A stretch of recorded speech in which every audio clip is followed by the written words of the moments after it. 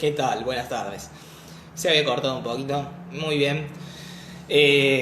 Como veníamos conversando hace un ratito, estamos nuevamente acá en el espacio de Instituto Teológico de Córdoba para charlar con, en este caso, el profesor Carlos Martín Raco, que es profe de la institución en el profesorado en Ciencias Sagradas y también es docente de la Universidad Católica de Córdoba. Ahí seguramente, bueno, vamos a esperar que Carlos se conecte nuevamente. Ahí se sigue, bueno, saluda a la gente que se va conectando, seguidores habituales, alguna gente nueva. Bueno, todos bienvenidos a compartir este espacio. Carlos es licenciado en Filosofía. Está, como decíamos recién, en el profesorado en Ciencias Sagradas y también en dos propuestas más. Acá vamos a invitarlo a Carlos para que ahí va, para que se sume al diálogo. Y ahora seguramente nos ve con el profesor Carlos. Hola Carlos, ¿cómo andas? ¿Cómo estás, Eva? Muy buenas tardes, un gusto. Buenas tardes. Se escucha, se escucha duplicado. Sí. Un poquitito. ¿Cómo podemos hacer? A ver, fíjate, no tenés auriculares. O bajar un poco el volumen del celular. Sí, también. Bueno, sí, las cuestiones técnicas. Ahí está mejor. Y se me sigue escuchando a mí como el eco. No sé cómo lo... Bien. A ver.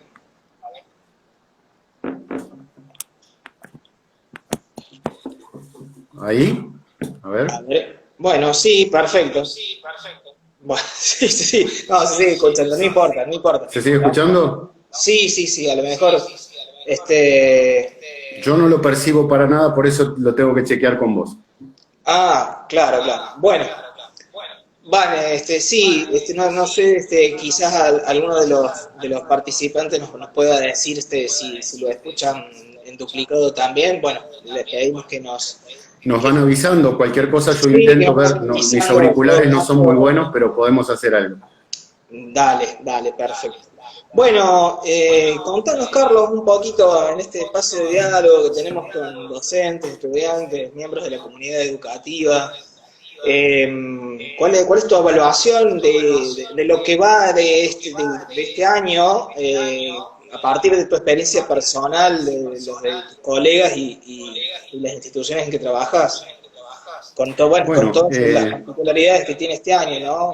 La educación remota, contexto de pandemia, etcétera. Bueno, Seba, antes que nada, bueno, gracias a las personas que se están uniendo, ahí tengo algunos amigos y conocidos también que saludan y un gusto poder acercarnos a través de este medio también, ¿no? Bueno, estas son parte de las nuevas posibilidades que se nos regalan en este tiempo. Yo por ahí me desempeño, estoy trabajando como en 3 instituciones, ¿no? Trabajamos juntos en el Instituto Teológico de Córdoba. Yo trabajo en el Centro de Estudios Filosóficos y Teológicos, en el CEFIT, también allí tengo varias cátedras en donde presto mi servicio como docente, y también en la Universidad Católica, en el área del Departamento de Formación Humanística de la universidad, y también llevando adelante en el área de pastoral un programa de liderazgo ignaciano, desde la identidad propia de los jesuitas, colaborando también allí, ¿no? En todos estos ámbitos, la experiencia de la pandemia impactó fortísimamente, generándonos esta demanda en un momento y al principio muy fuerte, muy intensa, de esta adaptación a la virtualidad. Como veo y por ahí he podido escuchar a varios colegas míos que estuvieron aquí compartiendo este espacio de diálogo con vos, y también, bueno, manifestaron estas sensaciones en donde ya vamos descubriendo que esto fue haciendo como su ciclo, ¿no? un primer momento de mucha sorpresa, de una adaptación muy forzada, muy como vivida de un modo impuesto, ¿no? A una nueva lógica, a una manera de entendernos, pero que todos concebíamos como provisional, pasajera, momentánea, y todas las adaptaciones parecían que solo iban a durar algunas semanas. En ese contexto, la sobredemanda de trabajo y el esfuerzo para mantener los que podíamos hacerlo, las aulas abiertas y seguir manteniendo el contacto con nuestros estudiantes fue denodado, ¿no? Y en eso, en los 3 lugares donde yo trabajo, siento que sin el cuerpo comunitario de las instituciones, sin la colaboración, el apoyo, las decisiones que se iban tomando de manera colaborativa, hubiera sido imposible sobrellevar, ¿no? Y se vio este esfuerzo enorme de las instituciones y las personas que las formamos por intentar brindar nuestro mejor aporte a todo este escenario, ¿no? Hoy por hoy, y con mucho tiempo ya transitado, estos 6 meses de esto que pensábamos que iba a durar mucho menos, yo me encuentro, confieso, como en un cierto estadio de adaptación a la mediación virtual, habiendo ido encontrado algunas claves, potenciando más aquellos aspectos en donde la virtualidad se convierte en una posibilidad más que en un límite, ¿no? Porque durante los primeros tiempos yo me quejé mucho del tema del límite de la virtualidad, ¿no? Lo que nos quitaba, lo que nos impedía, lo que no podíamos hacer, lo que no lográbamos construir del mismo modo que en la presencialidad. Y con el correr del tiempo, y a fuerza de muchas adaptaciones y aprendizajes, empecé a mirar las posibilidades de esta nueva situación, ¿no? Por lo menos desde el recorte de la realidad en la que yo me movía y en las instituciones en donde yo estaba.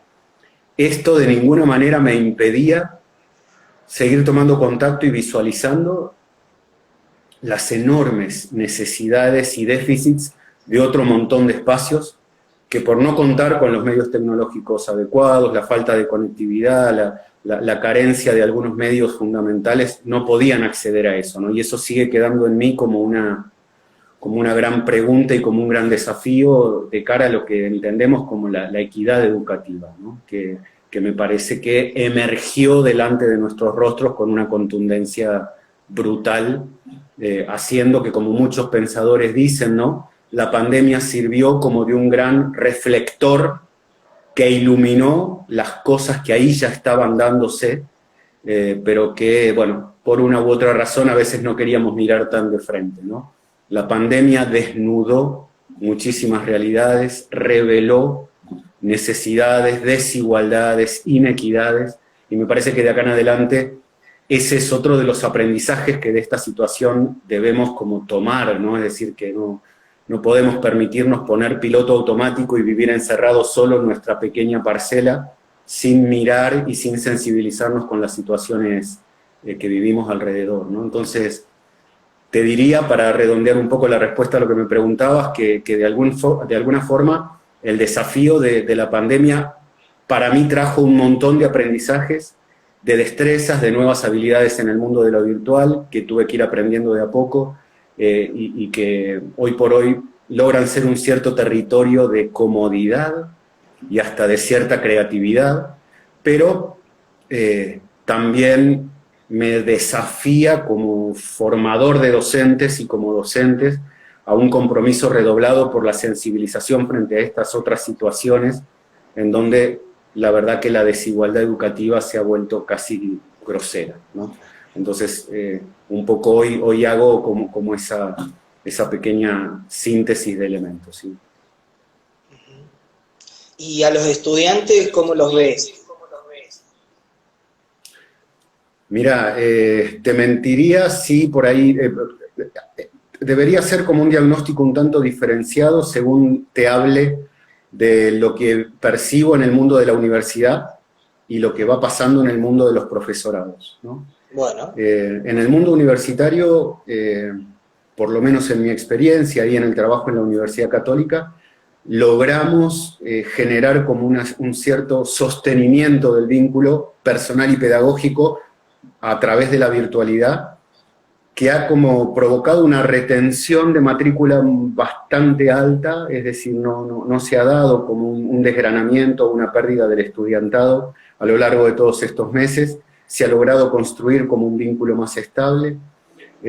Ahora, si traspaso esa cuestión a lo que percibo cuantitativamente en el ITEC y en el CEFIT, noto que el impacto que ha habido en la población de los profesorados sí que ha como generado mucha más deserción, gente en la que por lo menos se ha dado la libertad de manifestar con mucha más claridad cómo ha impactado todo este escenario de la pandemia y de la cuarentena y sus efectos en su propia persona, ¿no? Muchos cuadros de sobresaturación, de desborde, de situaciones incluso anímico-afectivas que han empezado a impactar mucho en las trayectorias y que por lo tanto han provocado como ciertas situaciones de interrupción o de desconexión.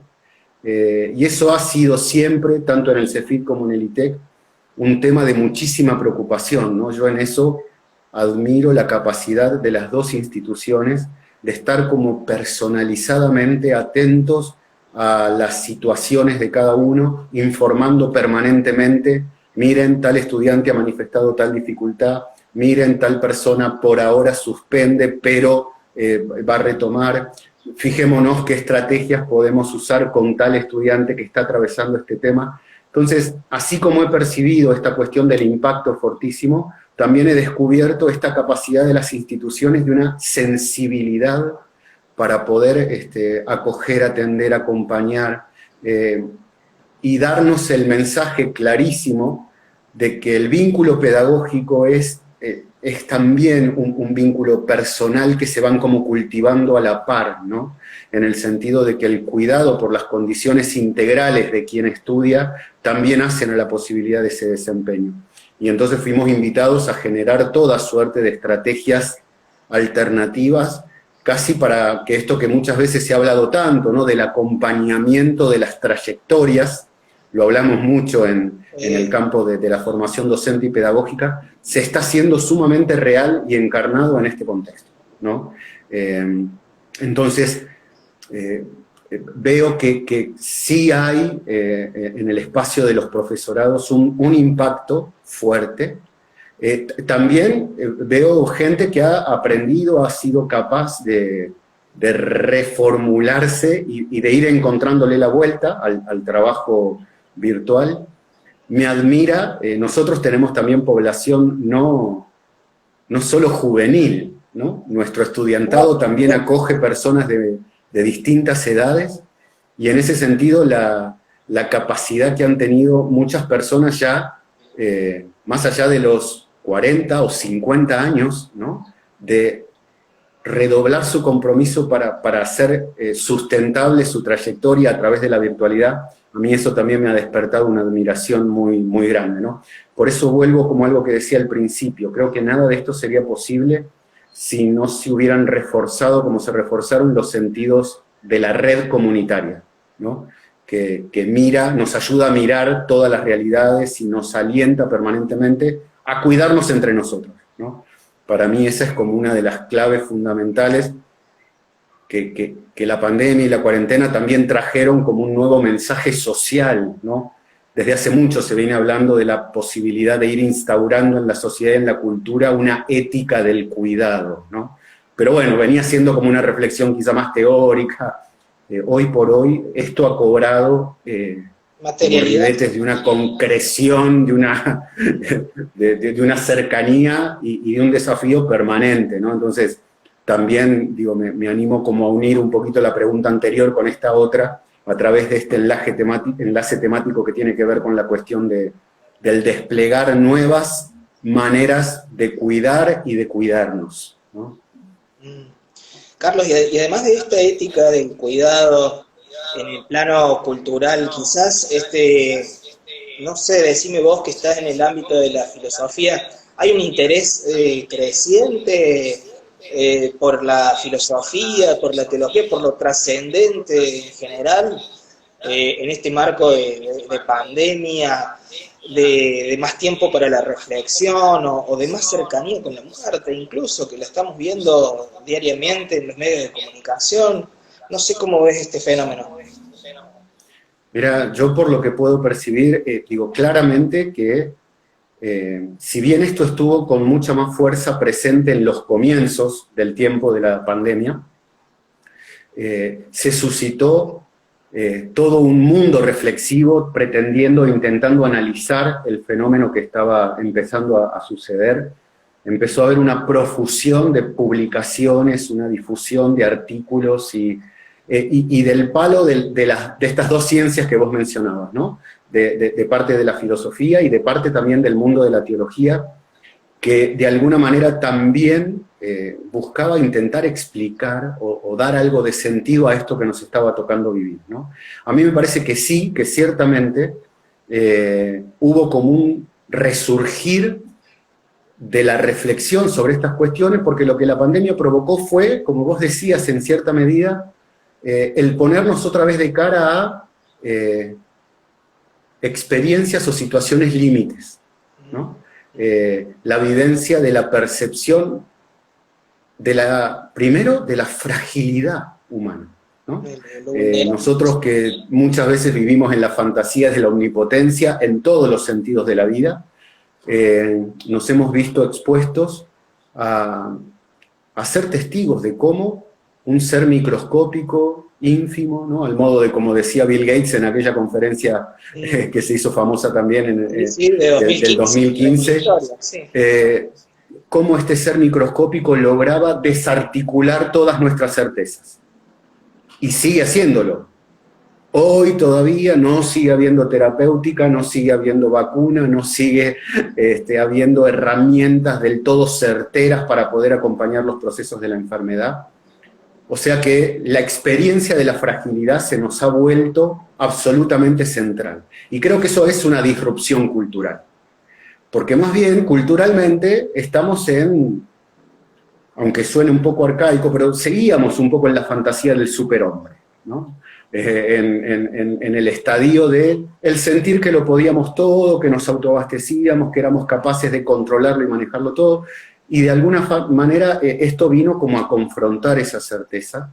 Y entonces justamente la experiencia de la fragilidad nos volvió a colocar en esta necesidad de tratar de entender lo que nos pasaba, ¿no? Entonces yo creo que sí, que la cuestión tanto filosófica como teológica empezó a volver a estar presente en los escenarios, ¿no? Porque de algún modo incluso hasta los filósofos, los sociólogos, los teólogos comenzaron a capilarizar las redes, ¿no? Los medios de comunicación siendo convocados a entrevistas televisivas, a conferencias, a charlas, a vivos, ¿no? Vos estuviste en un vivo con Darío Stanraiver hace algún tiempo, que si se quiere es como una de las referencias a nivel argentino icónicas de esto de la difusión del pensamiento filosófico, abierto por fuera del mundo de la academia y abierto al espacio público de la divulgación, y que ha provocado, ¿no?, esto de poder acercar categorías de análisis y de interpretación de las cosas a la gente como nosotros, a la gente común que necesita ir encontrando respuestas para lo que pasa, ¿no? Entonces yo creo que esta es otra gran posibilidad. Reflexivamente se nos ha abierto una gran puerta, ¿sí? Primero porque la divulgación ha crecido, y entonces ha crecido el material, ha crecido tanto el material escrito como de difusión a través de estos medios, que acerca la filosofía y la teología a la gente, y eso es algo valiosísimo, pero también porque se ha vuelto un instrumental para ayudarnos a pensar, ¿no? Yo cuando trabajo en Filosofía 2, ahí con los estudiantes del ITEC, abro mi materia tomando el comentario de un texto de Bertrand Russell, ¿no?, que por ahí ayuda a colocar la función de la filosofía en este aprendizaje a poder pensar por fuera de los lugares comunes, ¿no? El pensamiento filosófico como el que nos habilita, a través de buenas preguntas, a desarmar los sentidos comunes instalados culturalmente para poder recrear y reconstruir sentidos nuevos, ¿no? Esto de que la filosofía y también la teología pueden ser herramientas de deconstrucción y reconstrucción de sentidos, ¿no? Y me parece que culturalmente tenemos hoy esa gran posibilidad, ¿no? Poner entre signos de pregunta los grandes apotegmas, mandatos, llamados que hemos tenido como cultura, ¿no? Y visibilizar instancias nuevas a partir de las cuales podemos construir saber y sabiduría, ¿no? Hoy por hoy, junto con este escenario pandémico, fíjate que nos han atravesado muchas otras situaciones, ¿no? Las que han tenido que ver con la devastación del escenario de naturaleza, ¿no? Los incendios en Córdoba, los incendios en la Amazonia, no sé, la semana pasada, ¿no? Al principio de esta semana, la mortandad de millones y millones de peces en Formosa, ¿no? El impacto medioambiental nos está ayudando a mirar también que hay que cambiar maneras concretas de relacionarnos con el mundo, con la creación, ¿no? Y entonces aparecen los que son portadores de sabidurías alternativas para eso, las sabidurías de los pueblos originarios, de las otras culturas, que nos acercan otras miradas, ¿no? Entonces, claramente, estamos en un momento en donde es posible, gracias a esto que nos está pasando, hacer uso de estas herramientas, que son la filosofía, la teología, para deconstruir y rearmar sentidos, ¿no? Y eso lo necesitamos hacer todos. No es solo trabajo de la academia, sino que la academia se puede poner al servicio de ofrecer esas claves a todo el mundo. Y por eso me parece que es tan importante todo este ejercicio de la divulgación, ¿no? Y del abrir puertas que acerquen no solo claves nuevas, sino que también nos permitan escuchar, ¿no? Yo no siento solamente que nosotros seamos proveedores de ideas, sin antes también haber habilitado espacios para la escucha, para el habernos dejado interpelar, cuestionar, movilizar por las experiencias de los demás, ¿no? Entonces, creo que también esa es una rica posibilidad que de la mano del cultivo de la filosofía y de la teología tenemos para este tiempo, ¿no? Ayudarnos a deconstruir y reconstruir sentidos. Bien. La experiencia de la fragilidad le podemos poner como título, ¿no? Claramente, ¿no? La naturaleza, la creación nos recuerda nuestra finitud o lo vulnerable que somos. Absolutamente. Y yo creo que cuanto más conscientes seamos de eso, también con mayores niveles de sabiduría vamos a aprender a movernos en el mundo. Porque la conciencia de la propia fragilidad, claramente que no solo nos genera la posibilidad de relaciones humanas más empáticas, más comprensivas, más abiertas, menos violentas, ¿no? Porque uno es consciente de cuáles son sus propios límites y por lo tanto también aprende a interpretarlos, aceptarlos, abrazarlos así en los demás, sino que también en todos los órdenes de la vida y de la producción del conocimiento, la conciencia de la fragilidad nos corre, ¿no? De este lugar omnipotente, de pretender ser los grandes detentores de verdades absolutas, ¿no? Vamos construyendo humildes certezas basadas en nuestras experiencias, pero que siempre serán en algún sentido provisionales, ¿no? Que siempre tendrán que estar abiertas al diálogo, al encuentro, al intercambio, al dejarse modificar. Entonces, bueno, de alguna manera me parece que esa puede ser una nueva conciencia que ganemos, ¿no? Viste que en este tiempo se dice que, sobre todo al principio, ¿no? Se debatía mucho de si de esta salíamos mejores o si salíamos peores, ¿no? No sé qué es lo que va a pasar, honestamente. Lo que sí sé es que creo que sería de una enorme necedad no recoger este dato de la propia fragilidad como condición humana y también como sujetos individuales, ¿no? Me parece que sería un gran error que no tomáramos nota de ese aprendizaje que podemos realizar. Sin duda. Carlos, le contamos también a la gente que está escuchando este diálogo y que lo va a escuchar después, que estás también en la Diplomatura en Formación Cristiana para el siglo XXI, que es una propuesta conjunta entre dos instituciones en las que vos trabajás, la Universidad Católica Exacto. y nuestro Instituto Teológico de Córdoba. ¿Nos contás un poco cuál es la propuesta de tu módulo ahí, que tiene que ver con la conversión pastoral en la enseñanza de Francisco? Si nos podés ampliar un poco ese contenido, ese mensaje. ¿Cómo no? ¿Cómo no? Mirá, es un espacio también muy placentero en el cual me he podido sumar gracias a la convocatoria de la institución.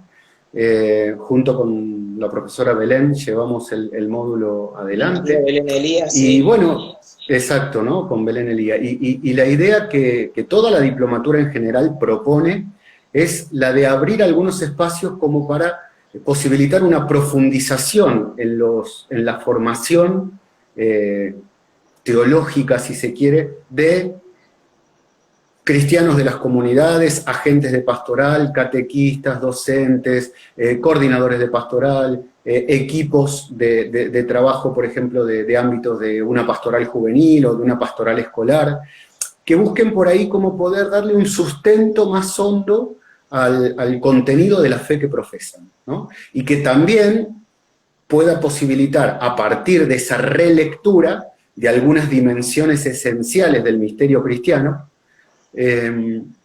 claves para renovar sus praxis pastorales y la vivencia incluso hasta de la propia espiritualidad personal, ¿no? Entonces, de alguna manera toda la diplomatura recorre, por así decir, en una clave de diálogo con la cultura, los grandes tratados de la teología. Hay algunas cuestiones más focalizadas en la cuestión cristológica, otros en la cuestión eclesiológica, otros en la cuestión de la antropología teológica, otros en el tema del diálogo fe-ciencia, ¿no? Otro en la cuestión del primer anuncio como gran desafío pastoral. Entonces, si uno lee el programa de la diplomatura de manera transversal, descubre que hay como una síntesis de los tratados fundamentales del área teológica, pero con un esfuerzo y con una intención muy decisiva de ponerlo en diálogo con problemáticas de nuestro mundo presente, ¿no? Entonces, a la hora de abordar, por ejemplo, el tratado de eclesiología, que es un poco en el que yo participo junto con Belén, el desafío fue plantearlo no como un desarrollo eclesiológico dogmático, sino más bien desde el enfoque de la necesaria reforma eclesial o conversión pastoral a la que el Papa Francisco nos está invitando a vivir en este tiempo. Entonces se abordan muchas cuestiones de las categorías clásicas de la eclesiología del Concilio Vaticano II y del postconcilio, pero siempre en esta clave del diálogo con las situaciones actuales, ¿no? Entonces, claro, trabajamos mucho esta invitación a una iglesia que se reforma y se convierte permanentemente. Trabajamos mucho en la detección de qué ámbitos hoy están necesitando con mucha más fuerza la presencia de una iglesia reformulada, tanto en su lenguaje como en sus estructuras, como en sus mediaciones pastorales, para poder hacer más efectivo el anuncio de Jesús y de su reino en esos espacios, ¿no? Sea el ámbito de la problemática ecológica, sea el ámbito de la pastoral litúrgica, sea el ámbito de la animación de las comunidades, sea el ámbito de la escuela, ¿no? Entonces trabajamos estos contenidos eclesiológicos desde esta clave de diálogo con las situaciones actuales, ¿no? Y por eso este tema de la reforma de la iglesia o la conversión pastoral nos pareció tan bueno. Sí, justamente en esa línea te iba a preguntar, ¿cuáles te parecen que son las principales renovaciones que le ha traído a la Iglesia el Papa Francisco desde que asumió en 2013? Mirá, en lo que venimos descubriendo, ¿no? Al Papa Francisco uno le puede ir siguiendo el hilo, por supuesto a través de las declaraciones netamente magisteriales, ¿no? Como la hilación de los documentos que se han ido publicando a lo largo de su pontificado, ¿no? Desde Evangelii Gaudium, ¿no? Que marca estas líneas directrices de todo lo que es, por así decir, su plan de gobierno para la Iglesia, pero que a la vez él recoge las cuestiones que se habían tratado en el sínodo para la nueva evangelización, ¿no? Es decir, él recoge las conclusiones de ese sínodo y las reformula desde sus propios acentos, ¿no? Y yo creo que, además de Evangelii Gaudium, después tenemos Laudato Si, en donde aparece la vertiente de la reforma de la Iglesia más en la línea del involucramiento con las cuestiones socioambientales, ¿no? Y entonces a partir de Laudato Si comenzó con muchísima fuerza esta impronta de también leer los signos de los tiempos a la luz de las problemáticas sociales, ¿no? De un mundo cada vez más groseramente injusto y desigual, y de que eso iba profundamente de la mano del modo como estábamos eligiendo producir bienes en el mundo, distribuir los bienes en el mundo y relacionarnos con la naturaleza a partir de esto, ¿no? Entonces, en la coimplicación del mensaje de Evangelii Gaudium con Laudato Si, creo yo que encontramos como las pistas decisivas, ¿no? De esta renovación que el Papa Francisco plantea para la Iglesia, una Iglesia que él concibe que si no es para la misión, no tiene sentido, y por eso toda su gran metáfora de la iglesia en salida, la iglesia hospital de campaña, la iglesia que se ensucia, la iglesia que se embarra, la iglesia que se involucra, ¿no? Y entonces a partir de esto, de sacar, por usar una metáfora que él mismo usa a veces, ¿no? A la iglesia de la metáfora de la sacristía o de la metáfora de la aduana, en donde espera adentro al que tiene que venir, desarrolla todas estas intuiciones del salir, del acercarse, del empatizar, del escuchar, del aproximarse a estas y a otro montón de realidades, ¿no? Que tienen que ver con las diversas situaciones en las que el mundo actual está. Por lo tanto, también él ha puesto su mirada en la realidad de las familias, ¿no? Me viene Amoris Laetitia, ¿no? Él ha puesto la mirada en la realidad de las nuevas generaciones, del mundo juvenil, me viene Christus Vivit, ¿no? Me viene Querida Amazonía y su preocupación a partir del cultivo de los sínodos locales, de la atención a las iglesias particulares para responder a sus propias necesidades, ¿no? Una línea, creo yo, bastante clara que él pretende empezar a cultivar es la de la descentralización de la Iglesia, ¿no? La de poder reformular incluso el ministerio de Pedro, el ministerio del papado, en clave de sinodalidad, ¿no? Y de permitir entonces el discernimiento de las problemáticas más bien a nivel de las iglesias locales. Hay como muchas pistas, creo yo, en estas que fui elencando, que brotan por ahí de seguir, por un lado, lo que tiene que ver con su magisterio más oficial, pero después con toda la suerte de declaraciones, entrevistas y gestos concretos que a lo largo de estos años de pontificado Francisco se ha ido permitiendo hacer, ¿no? Ha habido siempre cuestiones sumamente jugosas en estas instancias, ¿no? En las entrevistas que ha concedido a periodistas y que se han hecho públicas, ¿no? En las declaraciones, en los famosos viajes que hacía, cuando hacía las conferencias de prensa en el avión, también en los gestos, ¿no? Que desde el primer momento de su pontificado estuvieron, ¿no? Ir a Italia, a las costas del Mediterráneo, ¿no? Para rezar y visibilizar todo el problema de la inmigración en Europa y todo el problema que con los migrantes existe, ¿no? Entonces, creo que al Papa Francisco hay que irle siguiendo la pista en todo este conjunto de manifestaciones, ¿no? Las formales, pero también las más informales y ocasionales, y en esto creo que sigue una cuestión que incluso la teología fundamental sostiene con mucha fuerza, ¿no? Él dice, la revelación Dios la obró por palabras, pero también por hechos, ¿no? Hechos y palabras intrínsecamente ligados, ¿no? Creo que Francisco captó muy bien eso mismo a la hora de plantear su comunicación, y entonces también él teje hechos y palabras profundamente entrelazados entre sí, en función de visibilizar este llamado a ser una iglesia si se quiere, samaritana, ¿no? Una iglesia netamente servidora, misionera, que ha salido de sí para servir, ¿no? Y que solo se comprende desde el servicio a la vida y al mundo, ¿no? Porque el proyecto del reino es eso, un servicio a la vida humana para una vida más plena y más feliz. En ese compromiso se va la vida, ahí está lo pascual de esto, ¿no? En ese compromiso se va la propia entrega, en ese compromiso se va la fidelidad a uno mismo, a estos valores, pero bueno, es para la construcción de un orden más justo y más humano para todos, ¿no? Creo que la Iglesia debe recrear permanentemente este llamado originario que le confió Jesús, y creo que el Papa Francisco hoy está como invitándonos a eso, ¿no? A mi humilde entender, Evangelii Gaudium es expresión clarísima, ¿no? Sí. Está muy interesante todo lo que venís desarrollando. En ese sentido hay gente consultando ahí, que les pedimos que los que tengan interés en saber más acerca de la diplomatura en formación cristiana nos pueden escribir por privado para que les mandemos los enlaces con más información, porque había por ahí algunas consultas de tu propuesta con Belén. Es el segundo año que se hace la diplomatura en formación cristiana y seguramente estará en 2021 también. Y una propuesta que surgió este año en la que también participaste fue toda la escuela en clave pastoral de primer anuncio. Contanos un poquito sobre esa propuesta.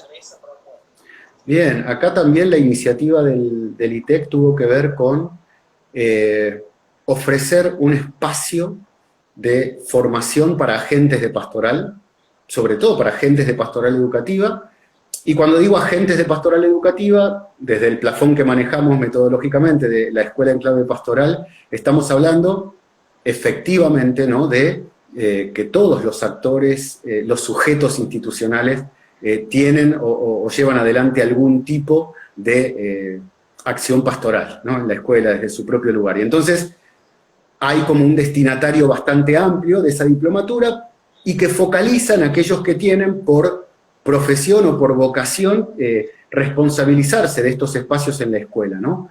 Docentes, directivos, equipos de catequistas, de animadores pastorales, pero también abierto a cualquier otro actor institucional de una escuela católica, en donde le interesa reformular la reflexión sobre su propio lugar, su propio desempeño, su propia vocación, ¿no? Entonces nace como un espacio destinado a potenciar la formación pedagógica y teológica, como profundamente hermanadas, ¿no?, en todo lo que tiene que ver con los dispositivos de la evangelización y del primer anuncio en la escuela, ¿no? Pero claro, mirando esto como una clave que atraviesa toda la comunidad, ¿no? Entonces, por eso el primer anuncio se reflexiona al principio, ¿no?, como una categoría central, si se quiere, que capilariza el acto de evangelización, pero después se va como desarrollando eso en todas las dimensiones de la vida de la escuela,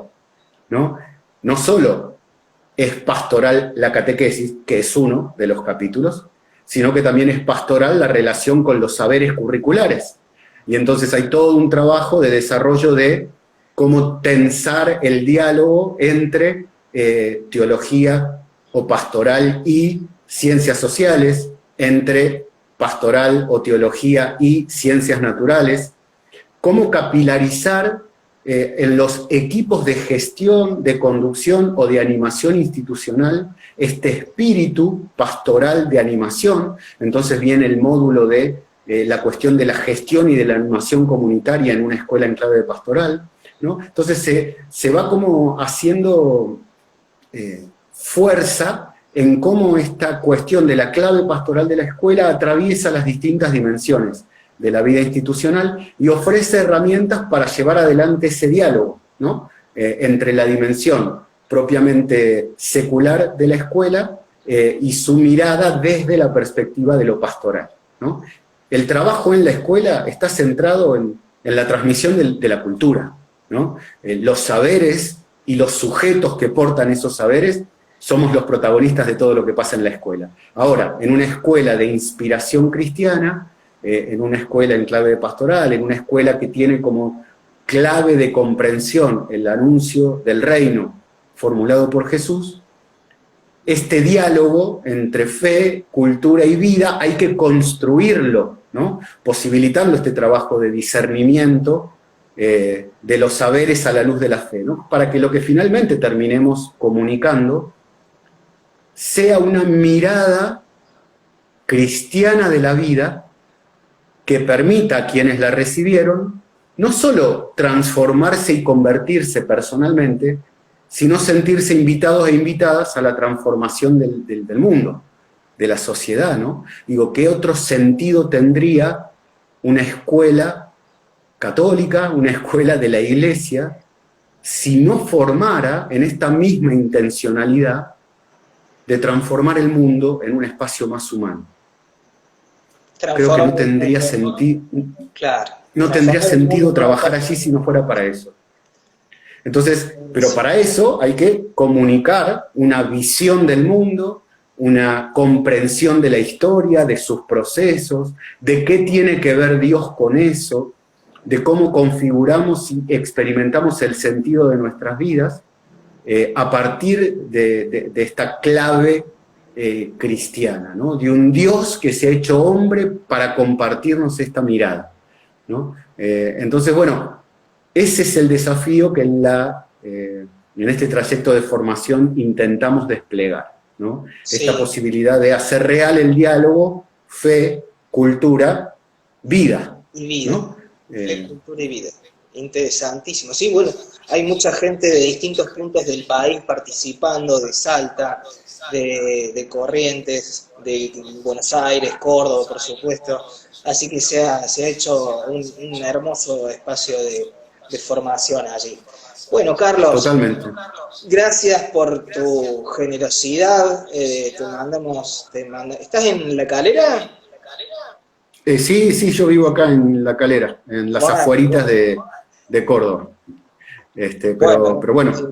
Te agradecemos enormemente la generosidad de este tiempo, este espacio, para charlar de todas las cositas lindas que hacemos y